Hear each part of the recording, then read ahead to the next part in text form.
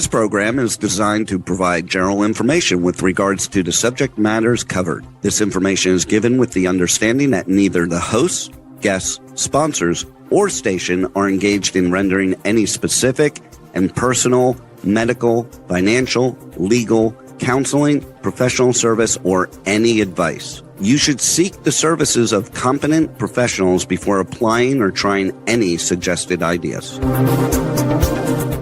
The information contained in this podcast is intended for informational purposes only and is not a substitute for individual professional legal advice. The podcast information was carefully compiled from vetted sources and references. However, Rose Resources Outreach to Safeguard the Elderly cannot guarantee that you will not fall victim to a scam. Let's talk about scams. It's the must-listen show for anyone who wants to protect themselves and their loved ones from scams. Every Tuesday at 8 a.m. Pacific Time on K4HD Radio, Joyce Petrowski, founder of Rose, and her guests will provide valuable insights and practical tips on how to recognize and protect yourself from scams. And now, here is your host, Joyce Petrowski. Good morning, everybody. My name is Brian Watson, Community Outreach Specialist with Rose Resources Outreach to Safeguard the Elderly, and I have the privilege of sitting in today in Joyce's chair next week as well. I appreciate the opportunity, and thank you for tuning in. We are passionate about preventing people from getting scammed, and I tell everyone when I do my presentations, you need to have a scam prevention plan. And it can entail a lot of different things. But the biggest thing is you have to just do something. And tuning in to Let's Talk About Scams, you're doing scam prevention. And then you can help others by telling them to listen and view our show. We want people to be protected. And for me, I get angry and frustrated when I hear about someone getting scammed. I'm not angry and frustrated at the victim. I feel a lot of empathy for them and understanding because I've met a lot of really, really smart people, but I get angry they're scammers trying to hurt us. So thank you for being part of the scam prevention process by watching today. And please share with others. So today's topic is sometimes it's good to act like a sloth. And I'll explain where that came from.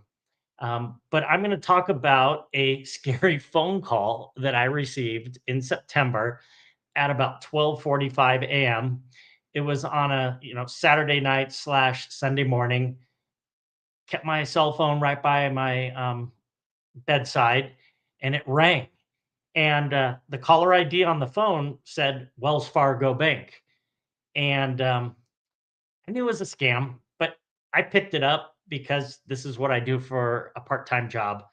And I answered the phone, and it was a recorded message from Wells Fargo Fraud Prevention. I was able to save it, and I saved the file, and I sent it in to our sound engineer here, our producer, and we are going to play it right now. Hello, this is Wells Fargo Fraud Prevention. We're calling to verify a recent transaction on your account. Did you authorize a purchase of $227.49 at Best Buy on September 7th, 2025? If you recognize this charge, press 1. If you do not recognize this charge, call us directly at 1-833-325-1023. That is 1-833-325-1023. Thank you for being a valued Wells Fargo customer. Wow. Thank you, Juan. That was great. We're able to do that. So let's talk about that recording.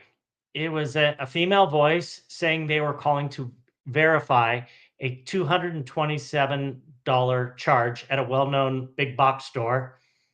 If I recognized the charge, I was told to press 1 on my phone. And if I didn't make the purchase, I was instructed to call a number that they provided.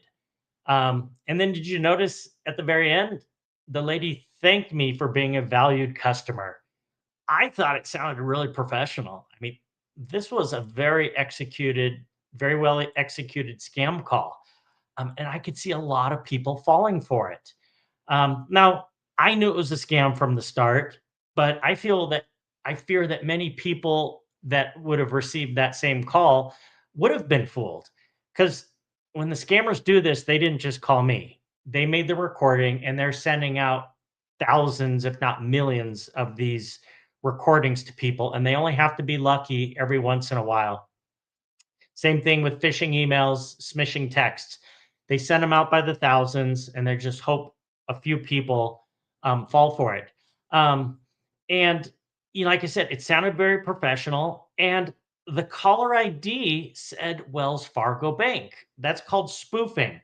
The criminals can do that, and it gives it more credibility. So at 12:45 a.m., when I picked up my phone and it said Wells Fargo, it gives it credibility, and it gets your mind thinking that is actually legitimate. So I didn't call the number in the middle of the night. I was tired. I went back to sleep. These scammers interrupted my night of sleep. Thank you, scammers. But in the morning, um, I got a search engine on my computer and I typed in the phone number these scammers provided, and I was able to confirm it was not Wells Fargo Bank. Other people had pointed out that it was a scam number. So, out of curiosity, I tried calling the number that they provided and I got a busy signal. So I thought, well, I'll try again in 20 minutes or an hour later or later in the day. And I kept getting a busy signal. So either the phone line was tied up by potential victims calling the scammers back, or what a lot of scammers do is um, they'll only keep a phone number active for a short amount of time and then they'll close it, change it, forward it, doing whatever they do. Because the biggest thing is they don't want to get caught and they don't want to get tracked down by law enforcement. But it's very easy for them to port numbers and move them around and just create all this obstacles for anyone trying to track them down. But what I thought was interesting about this case is most scammers actually call during the day, normal business hours, because that's when a bank security department would be open. Um, I don't know why these scammers tried this particular scheme in the middle of the night. I'm guessing maybe they're just calling from a foreign country and they got their time zones all messed up. Or maybe it was part of their scheme to get people to panic, because whenever our phone rings in the middle of the night, the first thing we think of is, oh, I have a family member that needs me. Someone's sick. Someone got in an accident. Something bad happened. So instead of ignoring the phone call, we're probably more likely to answer a phone call in the middle of the night. Um, so, that's part of the thing. They want people to panic and make a bad decision. This follows our anatomy of a scam that we like to show here at Rose. Um, Contact out of the blue, in this case, a phone call, the compelling reason to act, potential fraudulent charge at your bank, and then if I had answered right away and called that number back, they would have done something. They would have either asked for my personal information, my passwords. They would have tried to refund my money. They may have asked for remote access. If they did remote access, they would probably try to overpay me or pretend they overpay me and then get me to pay them back via cryptocurrency. Again, another show, another topic, but there's a myriad of ways that these scammers can get you. So, the title of today's show was Sometimes It's Good to Act Like a Sloth. So, some of the best advice I've heard when it comes to acting deliberately is to act like a sloth. So, I stole this from my friend Amy, who works at AARP in Arizona. And I ended up doing a presentation, and she joined me and she talked for a little bit as well and shared some of her advice. And I thought that was great advice. If you're not familiar with the sloths live in the jungle of like Central and South America, and they live in trees, and they're very slow moving. They don't do anything in a hurry. In fact, there were some TV commercials a few years ago where there was a sloth working at the Department of Motor Vehicles, and they were moving really slow and driving people crazy. But if we can act like sloths, we can prevent most scams. The scammers want us to rush and make a bad decision. Um, but if we act deliberately, we can prevent most of these scams. We have to control our fear. We can't panic. Remember, time is our friend. Criminals always want us to act urgently, rushed, make a bad decision, get that tunnel vision, and just do whatever they tell us. But we want to have time is our friend. So always start with the assumption that all calls, emails, text messages, or anything on social media from someone you don't know is a scam. Um, I don't like living that way, but that's just the reality we live in right now. Don't trust the caller ID on your phone because scammers, like we saw in this case, can make it say anything. The scammers in this particular instance made it say Wells Fargo Bank when it was not Wells Fargo Bank. We all need to have a healthy amount of skepticism. Um, I'm not telling people to live in fear, but you have to be vigilant. Um, it's it's it's not a matter of being scared, but it's just a matter of could this ask yourself, could this be a scam? And if it is, I'm going to hang up the phone, or I'm not going to read that. I'm going to delete that email, or I'm going to delete that text, and I'm not going to respond right away. So let's say in this case, you received this call, and we'll basically call this a bank impersonation scam. Um, Hang up the phone, and if it happens to be your financial institution, let's say you were a customer at Wells Fargo in this case, you can call the bank, but you need to call from a verified number. So what does that mean? Never use the number provided by the scammers because you're going to end up calling one of their call centers. A verified number, the best thing to do, pull out your wallet, pull out your ATM card, flip it over, and on the back is the number for customer service. And you basically call them up, ask for the security department, and say you got this call. And if someone had done this in this particular scheme, they would have said, nope, everything looks legit. You can also go online and look and see if there's any charges to your bank account or to your credit card. But again, log in through the link that you have saved on your computer. You can also contact your bank through bank statements. A copy of the bank statement. That's a legitimate number. And you can also do it from the bank's website, but just make sure you have the official website of the bank. So this phone scam, the reason why it works is because responsible adults pay their bills on time, and responsible adults respond when they see a charge that's not accurate. Um, and that's what I found out. It's like law-abiding citizens who are financially responsible are the ones that fall for these types of scams. So you need to resist the urge to act in a hurry. You just take your time, and if you control your emotions, you will not be a victim. And the last two pieces of advice I want to share is take a break. Um, Anytime you feel like you're being rushed or you're being scared or someone's telling you some bad news like your the money at your bank is in trouble, take a break. So that means hanging up the phone, turning off your computer, going for a walk, go out to dinner, sleep on it, go to bed. Can always, it's just a little bit of money, like $227. We're not going to panic over 227. Um, and then phone a friend.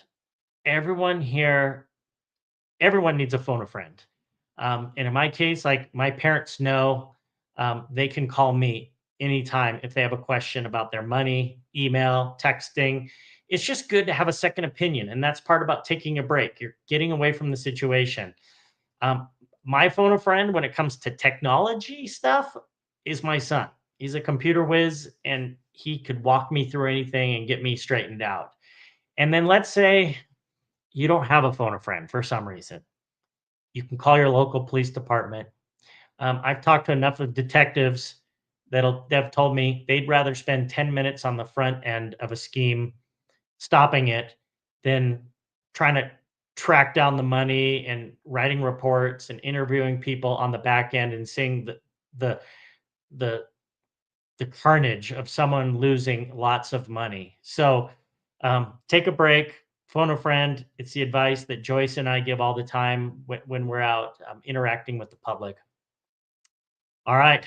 Last thing we ask for scam prevention, please, please, please sign up for our monthly email at Rose. You go to roseadvocacy.org.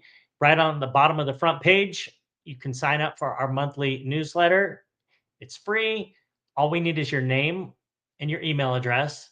If you like it, share with your friends and tell them to sign up. If you don't like it, you can unsubscribe and we won't have our feelings hurt. But guarantee, I know you'll find this information valuable. It's worth reading every month just to stay up to date in scam prevention, just to have that in the back of your mind, being ready. So when you get that call, when you get that email, when you get that text message, you know how to react. You've mentally practiced what to do. And trust me, this small amount of time you spend will save you lots of money and stress and the fear and anxiety of being scammed. And that's all I have today. Appreciate everyone tuning in. Please share this with your friends, someone that you know that could use this information. And I will be back next week with some more valuable information. Thank you for tuning in to Let's Talk About Scams. Well, that's all the knowledge for this episode. Tune in every Tuesday at 8 a.m. Pacific Time on K4HD Radio at k4hd.com as Joyce explores a variety of knowledge so you have the power to make scam protection your healthy habit. And until then, feel free to reach out to Joyce and let's talk about scams.